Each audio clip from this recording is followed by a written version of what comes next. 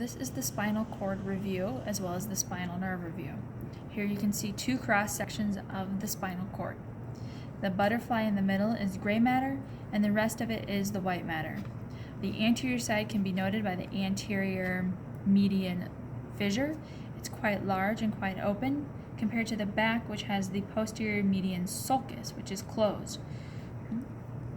In the center of the gray matter, you have this hole, which is the central canal. It's continuous with the fourth ventricle and the cerebral aqueduct in the brain. Right here. In the gray matter, you have horns. So the one up here in the front is called the anterior horn. The one out to the side would be the lateral horn, and in the back is the posterior horn. In the white matter, you have funiculi. So in the back of the posterior, you have the posterior funiculus, then the lateral funiculus, and then last but not least, the anterior funiculus. Up here with the spinal nerves coming out of the horns of the gray matter, you have the anterior rootlets and the posterior rootlets. They are like little frays of yarn. So if you look at a piece of yarn and you fray one end, the individual threads are the rootlets.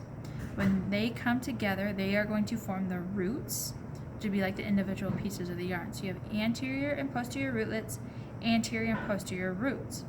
On the posterior root, you have a enlarged area that houses the cell bodies. That is called the posterior or the dorsal root ganglion.